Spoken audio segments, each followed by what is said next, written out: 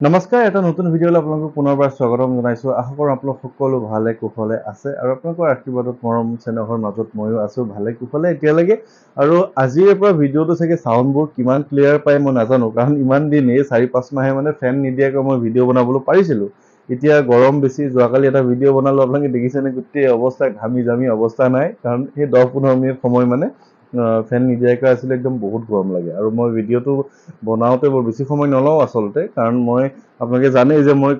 আগতীয়া একো প্ৰস্তুতি নাথাকে। মই পটককৈ এই ভিডিঅ'টো সন্ধিয়া সময়ত, আজি এতিয়া ধৰি লওক এই 6টা বাজিছে, 6টা বজাত মই ভিডিঅ'টো বনাবলৈ আৰম্ভ কৰিছোঁ। কিন্তু ফেন দিব লগা হৈছে, সেইকাৰণে চাগে অকণমান চাউণ্ড যাব পাৰে, গতিকে তাৰ বাবে বেয়া চেয়া নাপাব।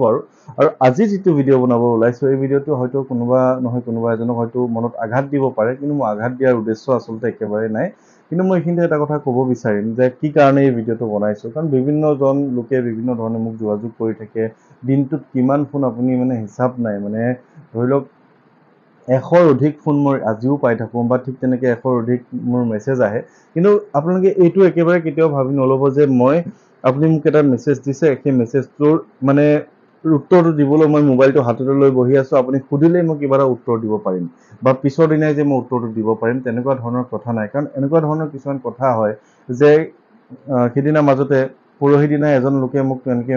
মেছেজ এটা কিবা সুধিছিলে, তেওঁ আগৰ পৰাই মোৰ আচলতে মেছেজ কৰি থাকে, ৰিপ্লাই দি থাকোঁ, কিবা কাৰণে মানে দিলে, মই উত্তৰটো দিবলৈ মানে নাই পৰা আচলতে, কিমান ব্যস্ত চাওকচোন দিনটো। তাৰ কাৰণে তেওঁ মোক উল্টাই এটা মেছেজ দি দিছে যে আপুনি মানুহক মানুহ বুলি নাভাবে, মোক তেনেকৈ ধৰণে কৈছে। এতিয়া কি বুলি ক'ম, আজি মোৰ যিটো অৱস্থা, আচলতে আজি যিটো পৰিস্থিতিত মই আছোঁ, আপোনালোকৰ মৰম আশীৰ্বাদত মই এনেধৰণে আছোঁ, সদায় হাঁহিমুখীয়া হৈ থাকিবলৈ চেষ্টা কৰি আছোঁ। কিন্তু যিটো ধৰণে মই মানে যিসকল লোকে, বিশেষকৈ ৰঞ্জনা বাইদেউ যিদিনা আমাৰ ঘৰলৈ আহিছিলে মাকুমৰ, তেওঁ মোৰ গোটেই পৰিস্থিতিটো দেখিছে। তাৰ মাজতো মই কেনেধৰণে আপোনালোকৰ কাৰণে সদায় এটা ভিডিঅ' বনাই, সদায় আপোনালোকৰ সৈতে ফোনত কথা পাতি মানে আছোঁ, আপোনালোকে নিশ্চয় মানে মানে দেখাজনেহে আচলতে অনুভৱ কৰে। কিন্তু মোক যদি তেনেকৈ কয় যে আপুনি মানুহক মানুহ বুলি নাভাবে, মই খুব বেছি আঘাত পাওঁ। কাৰণ আজি যিটো মোৰ পৰিস্থিতি, আপোনালোকে বিশ্বাস কৰক, কোনোবা এজন মানুহ আচলতে মই ৰাখিব লগা অৱস্থা, যে কোনোবা এজনে মোৰ ফোনটো ধৰক, কোনোবা এজনে মোৰ হৈ মেছেজবোৰ ৰিপ্লাই কৰক, বা খুব বেছি আৰ্জেণ্ট হ'লে মোৰ সৈতে কথা পতাই দিয়ক। আপোনালোকে কথাটো শুনি বেয়া নাপাব, কিন্তু মোৰ অৱস্থাটো এইটো। কিন্তু মই কৰা নাই, কাৰণ মই ভাবোঁ যে আপুনি ফোনটো কৰিলে যেতিয়া ধৰোঁ ময়ে ফোনটো ধৰোঁ, মই এনেকুৱা মই ভাবোঁ যে ফোনটো ময়ে ধৰিম, কাৰণ মোৰ তেনেকুৱা ধৰণৰ উদ্দেশ্য নাই, বৰ বেছি মোৰ লোভ লালসাও নাই। মই আছোঁ একেবাৰে মধ্য অসমৰ পৰা উজনিলৈ গুচি যাওঁ, নামনিলৈ গুচি যাওঁ, একেবাৰে নাভাবিব যে মোৰ অজস্ৰ বেছি মানে কিবা লাভ হয় বা তেনেধৰণে কোনো দিন কেতিয়াও আপোনালোকে মনলৈ ভাৱ নানিব, বা ইউটিউবত যে ভিডিঅ' বনাওঁ বহুত বেছি উপাৰ্জন হয় বুলি নাভাবিব। ধৰি লওক আজিৰ এই ভিডিঅ'টো মই 10,000 মানুহে যদি চায়, তেনেহ'লে আপোনালোকে বিশ্বাস কৰক, মোৰ ঘৰৰ পৰা তেজপুৰ টাউন 8 কিলোমিটাৰ, মোৰ বুলেটখন লৈ 1 লিটাৰ তেল ভৰাবলৈ পৰা সেই টকাটো কিন্তু 10,000 ভিউজত কিন্তু নাহে। কিছুমান কথা মানে ক'লে মনত বৰ আঘাত পাওঁ। আৰু মই চাওকচোন, অহা কালিলৈ মই যাব লাগিব মাজুলীলৈ যোৱা বুলি কোৱাৰ লগে লগে, বা বিভিন্ন ঠাইলৈ যোৱা বুলি কোৱাৰ লগে লগে 3 দিন বা 2 দিনৰ কাৰণে মোৰ এটা ব্যৱসায় আছে, ব্যৱসায়িক কথাবিলাক মিলাব লাগিব, কৰ্মচাৰী আছে, তেওঁলোকক কথা কিছুমান বুজাব লাগিব যে মই 3 দিনৰ কাৰণে যাব ওলাইছোঁ, বা এনেধৰণে এনেকৈ কৰিবা, অমুক আহিলে অমুক কথাটো উত্তৰ দিবা, বা তেনেকুৱা ধৰণৰ কথা কিছুমান মিলাব লগা হয়। কাপোৰ কানি ৰেডি কৰা, বা যিসকল লোকৰ ওচৰলৈ যাম তেওঁলোকৰ সৈতে ফোনত 2-এটা কথা পতা, বিভিন্ন ধৰণৰ কথা থাকে। উত্তৰটো আজি মেছেজ এটা কৰিছে, কাইলৈ যদি উত্তৰটো দিব নোৱাৰোঁ, আপোনালোকে বেয়াকৈ বাৰু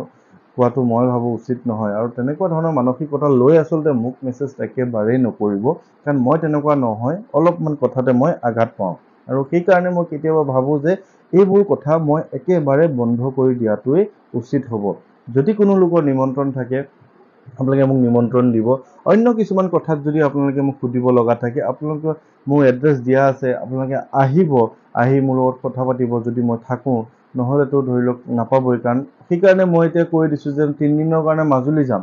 এতিয়া কাইলৈৰ পৰা যদি 3 দিন কোনো লোক মোৰ ঘৰত বহুত দূৰৰ পৰাও লগ কৰিবলৈ আহে, মোক কিন্তু লগ নাপায়, সেই ক্ষেত্ৰত তেওঁ যদি মোক এটা কমেণ্ট কৰি দিয়ে যে আপুনি এনেকুৱা ধৰণৰ, আপুনি গুচি যায়, বা আপুনি মানুহক ব্যৱহাৰ নকৰে,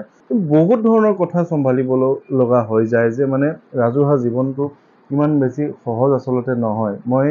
যিবোৰ উপায় দিওঁ, তেনেধৰণে আপোনালোকে যদি সেই উপায়সমূহ মানে পালন কৰে, আপোনালোকে জীৱনত নিশ্চয় সুফল পাব। মই এই কথাটো এইকাৰণেই কৈছোঁ, কাৰণ মই মানে দুখ পাওঁ জানেনে। কাৰণ বহুতে মানে মানে বিশেষকৈ এনেকুৱা ইটিকিংবোৰত যে কথা কয় যে আপুনি ৰিপ্লাই নিদিলে যে সেই কথাটো কেনেকুৱা ধৰণৰ আপুনি একো নক'লে যে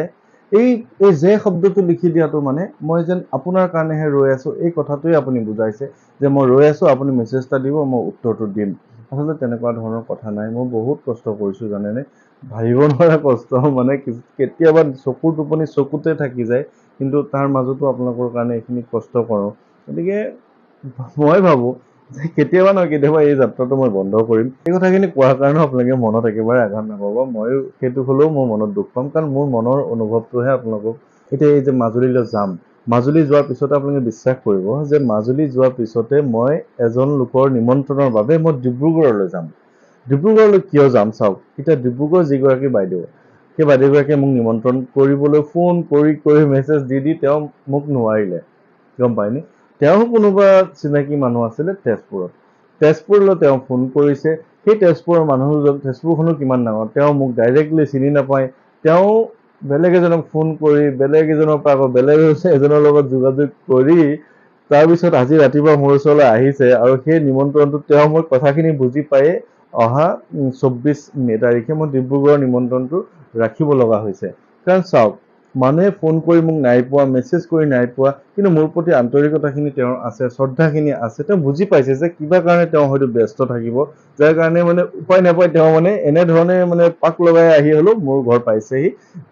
কষ্ট কৰিছে কিন্তু আপুনি যদি ভাবে যে এটা মেছেজ দিম তেওঁ ৰৈ আছে মোক উত্তৰটো দিবই লাগিব এতিয়া নিদিলে তেওঁক মই বেয়াকৈ কৈ দিম আপুনি মানুহ চিনি নাপায় মানুহক মানুহ বুলি নাভাবে এনেবোৰ কথা আচলতে আপোনালোকে নাভাবিব কাৰণ যদি আপোনালোকৰ খুব বেছি কিবা অসুবিধা হৈ থাকে মোৰ ঘৰৰ এড্ৰেছটো দিয়াই আছে তেজপুৰ বেচেৰিয়া আপোনালোকে আহক মই লগ পাব কিন্তু তেনেধৰণে মানে নাভাবিব মনত দুখ পাওঁ এতিয়া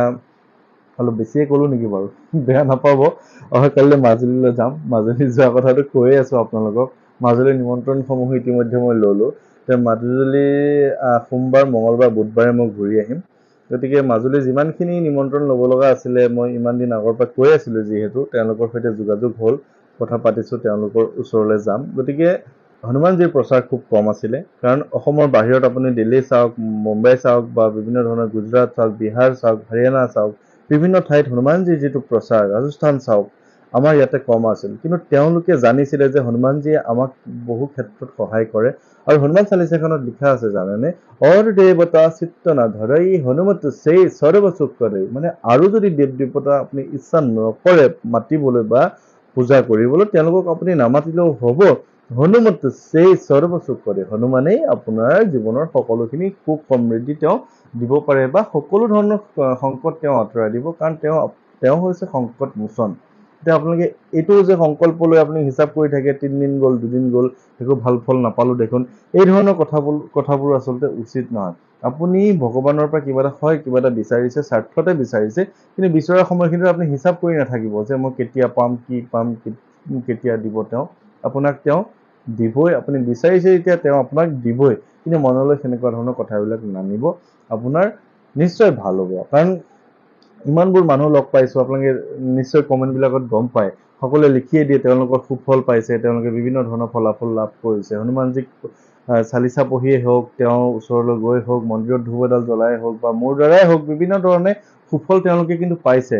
তেওঁলোকে যেতিয়া পাইছে মই ভাবোঁ আপুনিও পাব কেতিয়াবা অকণমান সময় লয় সেই কথাটোত মানে বৰ বেছি মানে চিন্তা নকৰিব বা বেছি ভগৱানক আপত্তিও নকৰিব আপোনাৰ ভাল দিন আহিব সকলোৱে যিহেতু ভাল দিন আহিছে আপোনাৰ নিশ্চয় ভাল দিন আহিবই আৰু আহিবই লাগিব কাৰণ হনুমানজী হৈছে এনেকুৱা এক শক্তি যি শক্তি আমাৰ লগত প্ৰতিটো মুহূৰ্ততে থাকে আপুনি যিকোনো সময়তে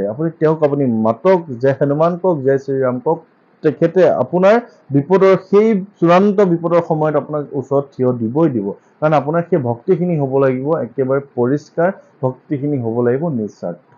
তেতিয়া আপোনাৰ সম্পূৰ্ণ সহায় তেওঁ কৰিব গতিকে আজিৰ ভিডিঅ'টো বৰ বিশেষ দীঘলীয়া নকৰোঁ বহুত কাম বাকী আছে মাজুলীলৈ যাব লাগিব আৰু মাজুলীৰ পৰা আহি 24 মে তাৰিখে মই ডিব্ৰুগড়লৈ যাম গতিকে সকলোকে লগ পাম মাজুলীত বিশেষকৈ আৰু সকলোৰে কুশল মংগল কামনা কৰি আজিৰ এই ভিডিঅ'টো ইমানতে সামৰণি কৰিছোঁ যদি কিবা ভুল কৈছোঁ যদি কিবা বেয়াকৈ কৈছোঁ বা যদি কিবা আঘাত ধৰা কথা কৈছোঁ আপোনালোকৰ ওচৰত ক্ষমা মাৰ্জনা বিচাৰিছোঁ অন্ততঃ মোক আপোনালোকে স্বাৰ্থপৰ বুলি বা মানুহ চিনি নাপাওঁ এনেধৰণৰ কথা নক'ব ওচৰত যেতিয়া মোৰ আহিব তেতিয়া গম পাব মোৰ পৰিস্থিতিটো গতিকে সকলোৰে ভালৰ কাৰণে আছোঁ, সকলোৱে ভাল হ'ব, ভাল হ'বই লাগিব। আৰু কিবা যদি অসুবিধা পায় ডাইৰেক্টলি আমাৰ ঘৰত আহিব, মই থকা সময়ত আপোনালোকৰ সৈতে কথা পাতিম, কিন্তু বেয়াকৈ নক'ব। আৰু ইমানতে এৰিছোঁ, সকলো ভালে কুশলে থাকিব, ধন্যবাদ।